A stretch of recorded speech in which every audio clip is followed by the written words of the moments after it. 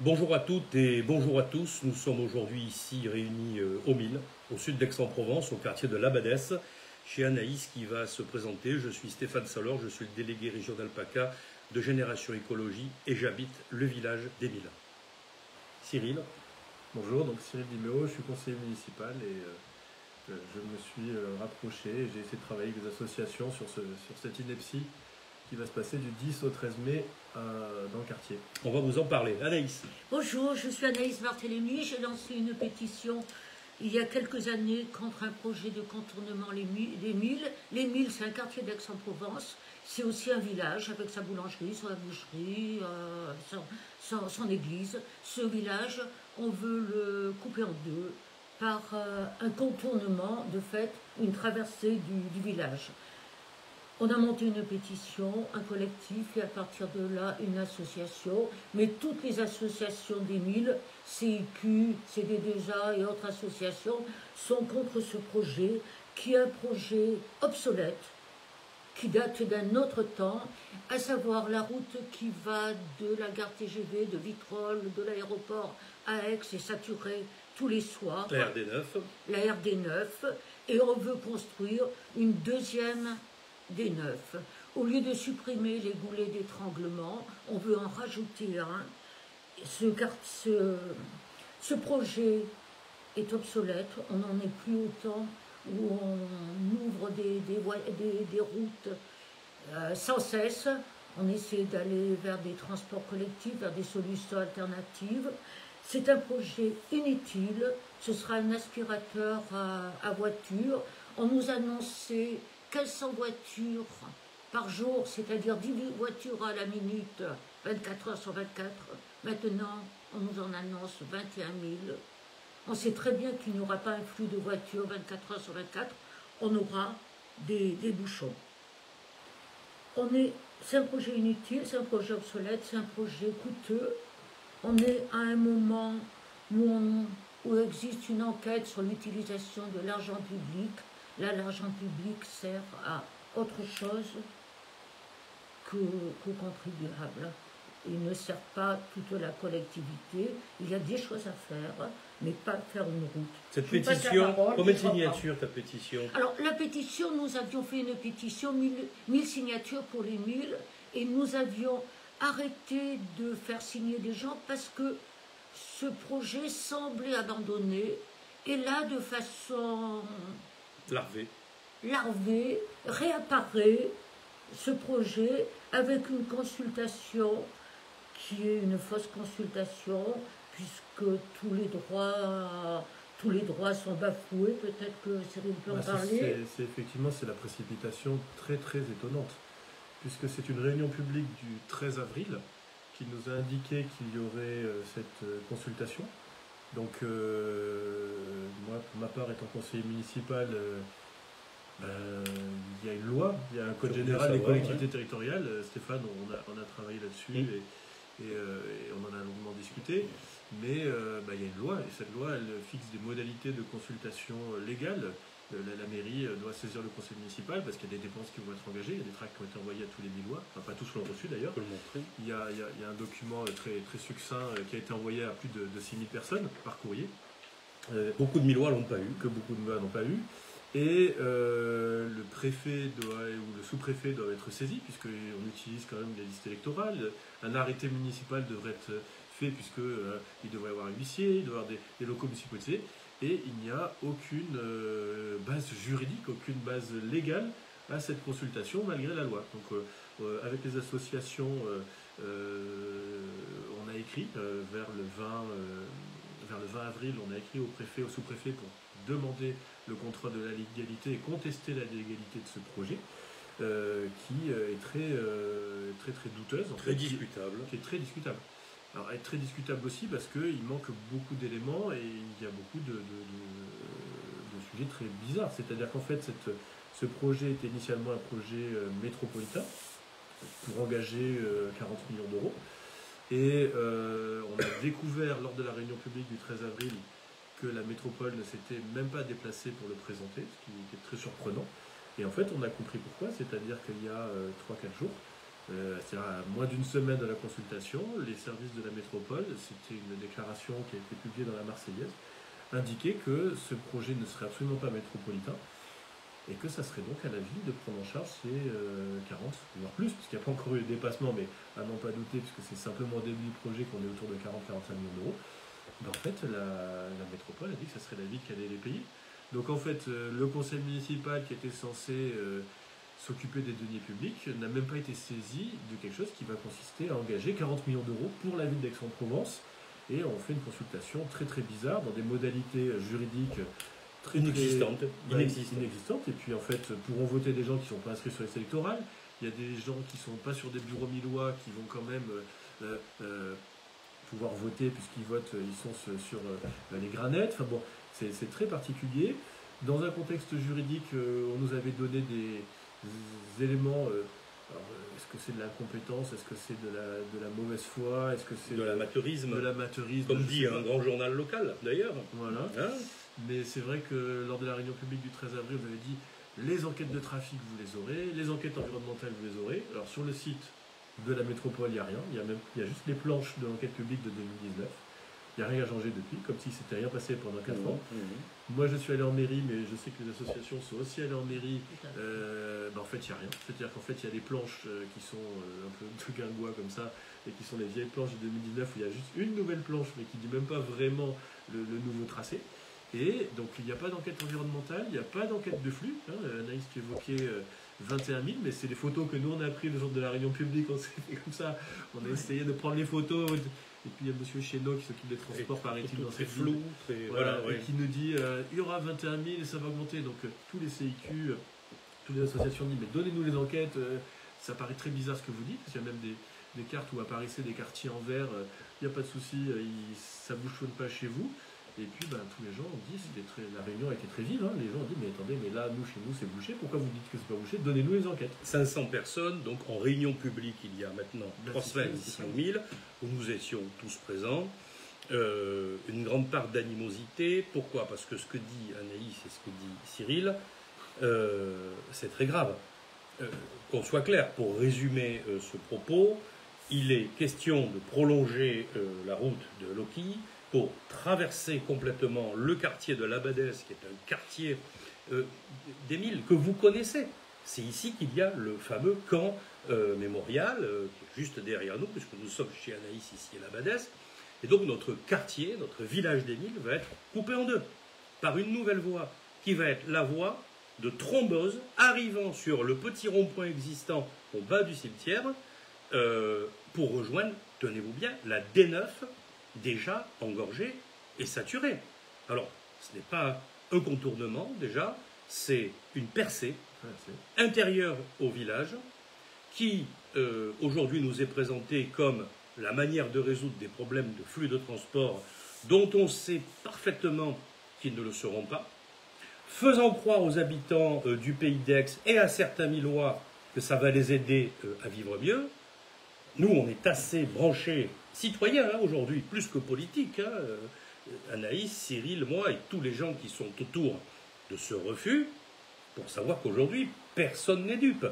Cette soi-disant consultation, après 15 jours de vacances, dans un silence de communication complet, aucune page achetée dans les journaux locaux pour prévenir la population, comme cela se fait quand il y a des enjeux d'intérêt généraux, tout ça pour mettre sous le tapis ce qui est un enjeu fondamental, qui est nous, les Millois, et je dis là nous les Millois, notre vie ici au 1000. Parce que notre vie ici au 1000, eh bien, elle est cadencée au quotidien par la vidange et le remplissage de la RD9, et notre vie quotidienne en est impactée. Alors oui, il faut un contournement, bien sûr, on l'a toujours dit, il n'y a aucun problème sur ça. Le contournement via le quartier de Saint-Pos, percuter des écosystèmes à protéger absolument, parce que nous sommes, nous Millois, très attachés à la biodiversité de notre quartier, de notre village. Une autre déviation est-elle envisagée? Très bien, qu'on nous en fasse des études, qu'on nous les propose, mais qu'on nous dise à aucun moment que ce qui est proposé aujourd'hui aux Aixois, je vais vous montrer quand même, ici aux Millois, vous voyez, en bleu, coupé en deux. Non mais regardez bien les amis. voilà, en bleu coupé en 2 villages, qu'à aucun moment on ne nous dise que c'est la seule solution. Et c'est ça aujourd'hui que nous contestons.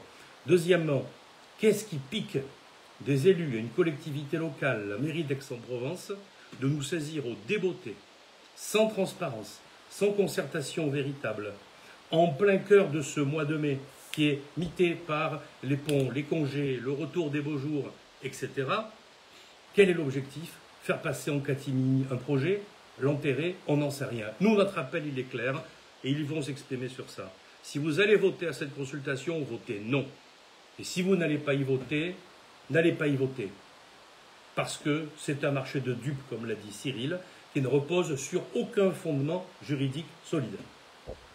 Oui, votez contre ce projet si vous allez voter. Les règles de la légalité n'est pas respectée. Il n'y a pas de droit de procuration, il n'y a pas de commission de contrôle, il n'y a rien du tout. On joue sur les mots, on parle de contournement, il s'agit d'une traversée, on parle de concertation, puis après d'avis. On essaie d'opposer deux quartiers l'un à l'autre, comme si un seul quartier était impacté et que l'autre quartier sera libéré des voitures, ce qui est absolument faux. Il y aura un tel bouchon d'étranglement que tous les 1000 sera impacté. On aura des dégâts considérables. Alors sur le quartier de la Badesse, c'est le quartier du Mémorial, c'est le quartier où des gens ont été enfermés. Et les habitants Ils sont partis en déportation. Ils sont partis en déportation. Et les habitants de la Badesse vont être enfermés parce que soit on met un feu rouge, et dans ce cas, cette voie ne sera pas une voie rapide, soit on met un stop, on ne pourra jamais sortir. Il y aura un impact énorme, d'une part sur la faune, sur la flore, sur l'arc, mais aussi on n'a pas les enquêtes de ça. Voilà, c'est obligatoire, mais aucun des documents qui devraient faire cet impact environnemental n'est fourni. Ils sont obligatoires. C'est obligatoire pour. Enfin, c'est qu'effectivement, c'est comme si il n'y avait aucun souci. On sait que sur cette zone-là, il y a quelques oiseaux, et puis c'est un très très bel endroit. Et il n'y a aucun de ces documents qui est proposé aux associations qui travaillent d'arrache-pied, parce qu'il faut quand même vous féliciter du travail que vous faites tous bénévolement sur ces projets. Et on ne vous donne pas, on vous ment, c'est-à-dire qu'en fait on vous dit en réunion publique, et M. Chéreau, chez nous en réunion publique, nous dit vous aurez les documents, tout sera à votre disposition, le niveau de trafic, les impacts environnementaux qui sont nécessaires pour avoir un avis éclairé, ils ne vous sont pas donnés, ce qui est quand même c'est méprisant et c'est très manipulatoire en fait. Absolument. Ah oui. Cette réunion, c'était sur l'air de « Tout va très bien, Madame la Marquise ». Donc on est en zone inondable. On perce une trémie de 600 mètres, non 60 mètres, pardon, au-dessous, par au-dessous, dans une zone inondable où on sait qu'il y aura des soucis. On nous dit qu'il n'y aura pas de bruit, celui d'une tondeuse, qui veut vivre à côté du bruit d'une tondeuse. Et on met en bisbille, d'un côté, une vision technocratique, et de l'autre côté, la logique du vivant, la faune, la flore. Et du citoyen. Et la vie quotidienne voilà. Du citoyen. Et les humains. Moi, je sais par mon métier, voilà. Parce que je suivais des enfants, combien les dégâts sur l'environnement ont des conséquences sur les enfants, tant sur le plan psychique que sur le plan somatique. On voit augmenter actuellement le nombre d'enfants qui sont dans le spectre autistique. On voit augmenter le nombre de cancers chez les enfants, chez tout ça. Et on va accepter cela? Non, nous ne voulons pas. Par contre, ce projet coûte 45 millions d'euros. On parle de 21 millions, mais c'est 41 une fois les terrains acquis, plus les taxes. Avec 45 millions d'euros, on peut faire quelque chose pour des transports collectifs. On n'est pas obligé de prendre sa voiture pour aller travailler. On est allé dans des réunions où les responsables du pôle industriel nous expliquaient qu'ils ne pouvaient plus avoir d'apprentis parce qu'il faut avoir un véhicule maintenant pour aller travailler. Non, non aux tout-voitures, non à ce projet. Sont à l'étude d'autres projets. On reviendra vers vous sur les transports collectifs, puisqu'aujourd'hui, le collectif millois se met largement en place. Alors évidemment, tout le monde n'est pas là, mais vous avez ici le tract du comité d'intérêt de quartier des Milles, qui est très explicite à ce sujet. le CD2A présidé par François Cabet, très explicite aussi à ce sujet, les commerçants que nous avons rencontrés, beaucoup de riverains. Chers amis, à quelle époque vit-on? Vit-on à l'époque des nouvelles voies rapides, bitumées, qui font affluer en cœur de ville des automobiles? Partout en France, c'est non. Ce n'est pas un problème de couleur politique. Partout en France, c'est non. Et aujourd'hui, les citoyens s'engagent contre ce type de projet. On ne vit plus dans ce monde-là. Deuxièmement, la pollution. Parlons-en. La pollution milloise, elle est exacerbée par la D9, certes. Nous avons aussi l'aérodrome à côté qui n'est pas neutre. On clôturera cette réunion pour vous en dire un petit mot. Mais de grâce, ne piégeons pas le village d'Émile dans des projets d'aménagement faramineux et farfelus. Aidez-nous à dire non, relayez ce message, qui que vous soyez, des citoyens, des responsables d'associations, des gens qui ont à cœur une démocratie active qui n'est pas piégée par des fausses consultations, et que vous aimiez la vérité et la transparence. Que vous soyez engagés dans des collectifs sur l'écologie et la biodiversité au quotidien pour protéger la richesse qui nous reste, heureusement qu'il nous en reste, pour protéger le peu qui nous reste. Si vous êtes intéressé par les questions liées à l'eau, qui n'est pas intéressé à l'eau aujourd'hui en Provence? Eh bien, Anaïs vient de vous dire tout le problème de l'hydraulique qu'il y aura. Quelles sont les conséquences sur la dérégulation des nappes phréatiques, des cours d'eau adjacents à l'Arc? On n'en sait rien du tout.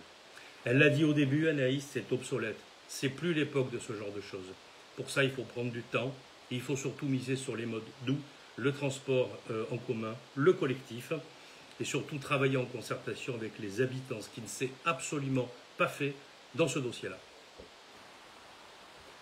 Tout à fait. C'est vrai que ce qui est très surprenant, c'est que quand on discute avec les habitants, ils nous parlent de quoi? Ils nous parlent des bouchons de la RD9, ils nous parlent de la difficulté de se garer à la gare TGV où, folie nouvelle, 1500 places de parking supplémentaires vont être construites alors qu'il y a 3,5 millions de passagers jour. Les gens nous parlent de bouchons incessants dans le pôle de cité d'Émile. C'est-à-dire en fait, tout le monde veut un transport en commun pour aller, que ce soit un tram-train, que ce soit un BHNS. Bon, il y a des choses intelligentes à faire.